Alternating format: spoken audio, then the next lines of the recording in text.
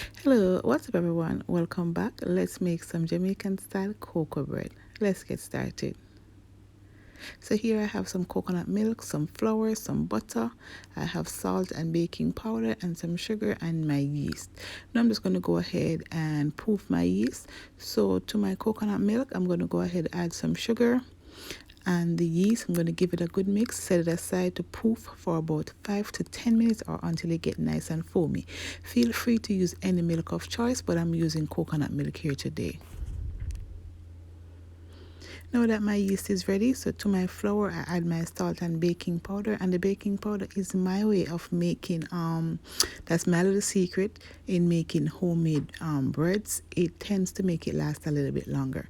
So to the flour I added my yeast mixture and some melted butter, and I'm going to mix the combine. Then I'm going to go in with my hands and mix this until I have a nice soft dough.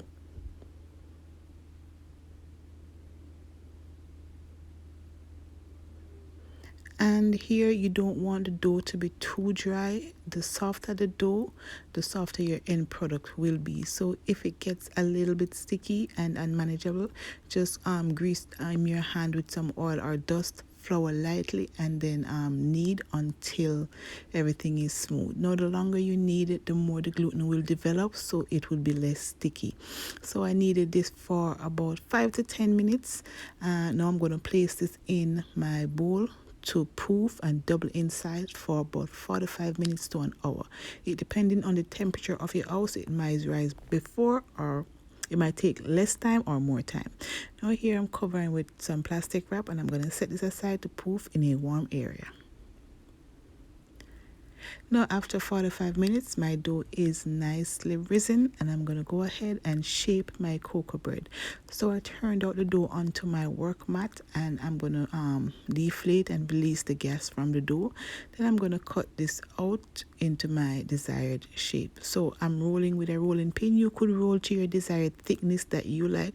I'm going to roll this out about an half an inch thick because that's what I like. But if you want it thinner or thicker, be my guest.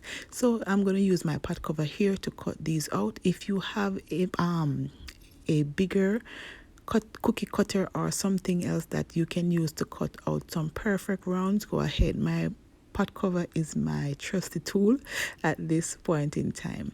Now I remove the excess dough, and I'm going to show you what I do next. Now here I have some melted butter. I'm just going to go ahead and brush on some on one side, or you could brush it all over. It doesn't really matter. And then I'm going to fold it in half. You don't really want to press it seal shut. You just want to fold it in half, and that's it.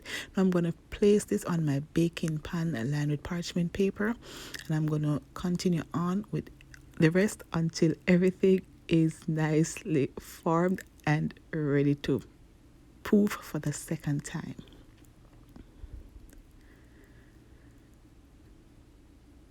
Now that all of my cocoa breads are formed, I'm going to rest this and place this to proof for 20 minutes while I preheat my oven to 350 degrees, which took about 20 minutes.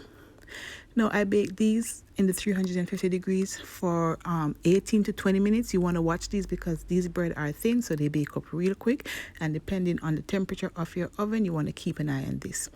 Now I'm brushing some melted butter on just to give it a little bit of color and soften up the bread and let it look nice, shiny and tasty. Of course, you could add whatever you want on top before baking. I just like this rustic color that it gives. So yeah, these are smelling fragrant and nice. A full written recipe will be down below, so you could go ahead and check that out. If you haven't yet subscribed, go ahead, hit that subscription button, hit the like button, share, follow, and all of the above. I really appreciate it, and you would help out my channel tremendously.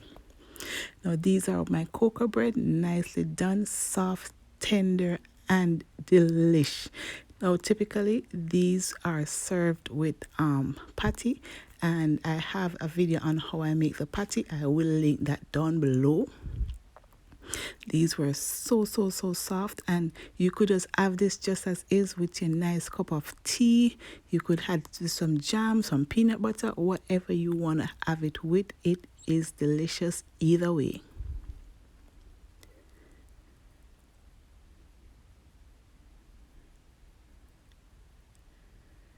And now I'm going to show you. So here are the patties that I paired up with.